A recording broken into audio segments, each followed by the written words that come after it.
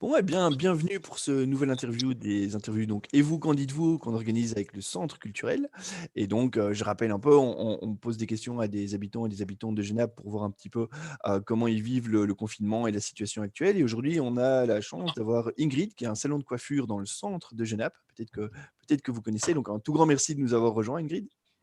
Bonjour, voilà. Donc, je me présente, je m'appelle Ingrid. Mmh. Donc, j'habite Bézity depuis 1 an Mmh. et maintenant, donc, j'ai mon salon de coiffure depuis 6 ans.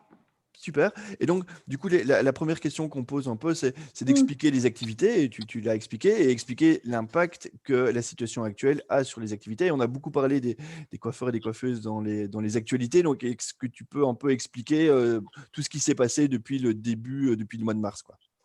Voilà, donc au premier confinement, on nous a un petit peu laissés. Donc, on a ouvert et on avait même du mal à fermer. Mhm. Et puis maintenant, c'est tout le contraire. Donc, on est vraiment plus essentiel. Donc, on se sent abandonné à tout point de vue, que ça soit même financièrement. C'est vraiment difficile. Mhm. Au Donc, premier voilà. confinement, vous aviez reçu des aides? Alors, on a Financières. reçu des aides qui s'appellent le droit passerelle, donc ça, c'est vraiment pour nous. En tant que société, moi, j'ai reçu une aide, mais qui a été donnée quand j'ai ouvert. Donc, c'est bien, j'étais contente de la recevoir, mais c'était un peu tard. Et ici, donc, j'attends toujours le droit passerelle qui devrait arriver. Mais pour la société, je n'ai toujours rien non plus. Mhm. Donc, voilà. Et vous êtes combien dans ce salon-là? Peut-être que tu peux rappeler le nom du salon aussi et dire combien vous êtes? Alors, donc, on est situé dans le centre de Genève, donc c'est CD Coiffure. Mhm. Et on est à trois, on a 2 ouvriers et on est 2 associés maintenant, actifs dans la société. Mhm. Ok. Mhm. Alors, Voilà. j'avais une autre question aussi. Donc, au-delà du salon de coiffure, voilà, je ne connais pas vraiment ta vie, mais est-ce qu'il y a eu des nouvelles organisations avec, si avec les enfants, les compagnons? Comment tu as vécu un peu ce premier confinement et ce deuxième confinement? Voilà, donc pour mon premier confinement, j'ai fait la rencontre de mon compagnon au mois de janvier, donc ça a été bien.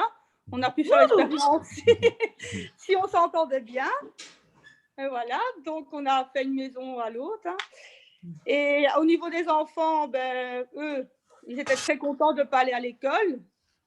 Donc, ça a été difficile pour rattraper ça parce que justement, ils ne sont pas très école. Donc, ça a été dur de rattraper. Maintenant, ça va un peu mieux.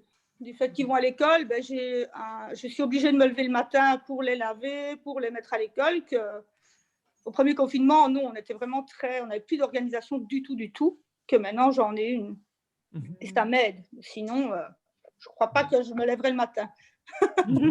Et Et c'était quoi, du coup, le plus dur à vivre dans cette non-organisation? Enfin, après, même quand on n'est pas confiné, des fois, on a des problèmes d'organisation de base. Hein. Ça, même moi, je le rencontre. Quoi. Mais du coup, c'était quoi le plus dur dans ce confinement, à titre personnel et professionnel? Quoi? Ben, à titre personnel, ben, le fait de ne plus voir ma maman, ma famille, j'avais difficile. Donc, on devait rester vraiment tout le temps un maximum à la maison. Même le fait d'aller faire ses courses toute seule.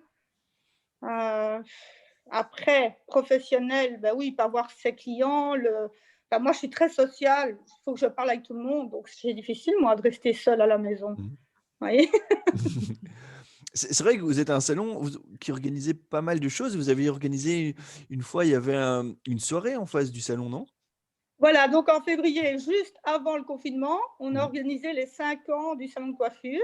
Mhm. Donc, on avait bloqué une partie de la rue des Marchands, on a fait venir un musicien, c'était très, très festif, c'était bien. Mhm. Et Mhm. on organise plein de choses les vendredis soirs, on essaye d'être plus familier avec les clients. Mhm. Que maintenant, on ne peut plus rien faire, on ne peut même plus offrir le café à nos clients, plus de revues, plus de contacts. C'est Mhm. difficile. Mais Ouais. on respectait vraiment bien ça, même les clients, ça allait très bien. Mhm. Donc, c'est ça que je ne comprends pas pourquoi maintenant on ne peut pas ouvrir. Ouais. Mhm. Et, et qu'est-ce qui t'a permis de tenir, de garder quand même un peu le moral durant tout ça, toute cette période? Oh, Internet peut-être, le fait de voir des gens. On a fait des apéros via la Mhm. webcam, Mhm. mais ouais, à part ça, c'est assez difficile quand même. Hein. Ouais. Et le Mhm. nouvel amoureux, quand même. Voilà, en plus. Et alors, le fait que j'ai acheté une maison au mois de décembre, donc ça va faire 1 an, donc j'ai un peu rafistolé un petit peu tout dans la maison, mais avec les moyens du bord encore. Ah, non, mais ça, c'est vrai. Et tu disais qu'il y avait aujourd'hui des décisions qui allaient être prises pour les coiffeurs, c'est ça? Oui, donc à 9h30, il y avait un conseil qui se réunit. On espère beaucoup du positif, mais voilà, on attend. J'espère, parce que financièrement, moi, je ne m'en sors pas. Pour moi, ça va encore, mais pour le salon, toutes les charges qui vont avec, c'est difficile parce qu'ils ont retardé les premières charges du premier confinement. Et ici, le 7 décembre, j'ai dû payer ça. Donc maintenant, voilà, maintenant je me retrouve avec ces autres charges qui vont retarder. Ça ne m'arrange pas. Hein. À un moment, ça va être trop. Mais il y a beaucoup, tu vois qu'il y a beaucoup de petits indépendants qui sont aussi dans cette situation, au-delà des coiffeurs. Oui, je pense, justement, comme vous dites, les petits indépendants, ça c'est sûr. Parce que, allez, on n'est pas préparé à ça, hein. Plus que la première fois. Mais c'est vrai. Hein. Je regarde mon compagnon de temps en temps pour voir. Est-ce que tu as pu observer d'autres choses chez les indépendants, chez les coiffeurs? Est-ce qu'il y a eu des systèmes de solidarité qui se sont mis en place?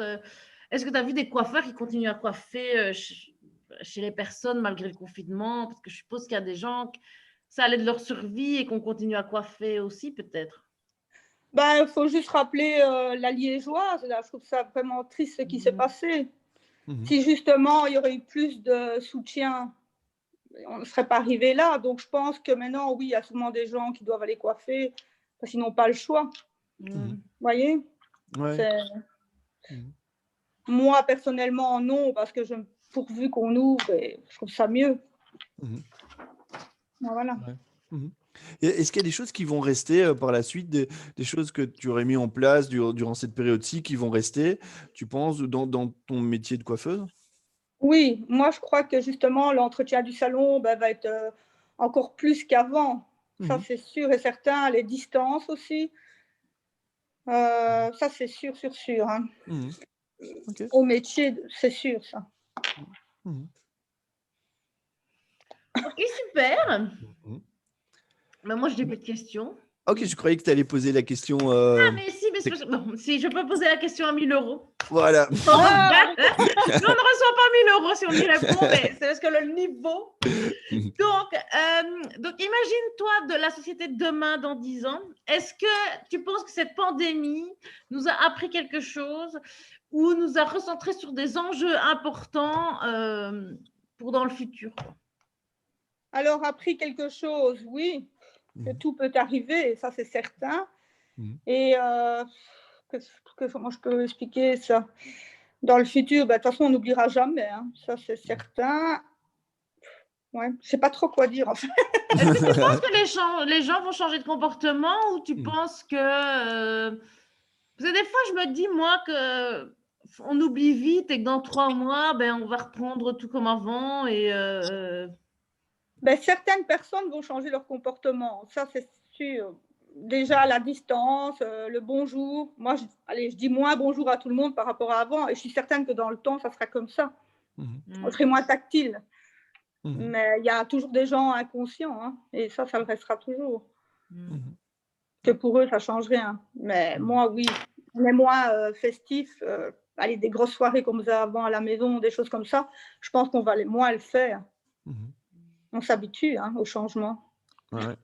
Ou en tout cas, ça va mettre du temps avant qu'on refasse des grosses fêtes comme ça, je pense. Ouais. Ouais. Ça, c'est sûr. Ouais. Bon, écoute, un tout grand merci vraiment d'avoir pris le temps de répondre à nos questions. C'était vraiment top. Et on te souhaite le meilleur et que les décisions soient bonnes pour votre secteur et que vous puissiez reprendre. Croise les doigts pour ce soir. Voilà. On croise les doigts pour avoir des beaux cheveux pour les fêtes. Même si on est seul dans notre salon, au moins on sera bien coiffé. Parfait. Je me sens un peu moins concerné, mais je suis quand même solidaire avec vous. Ça va. Merci. Merci beaucoup, Ingrid. Merci.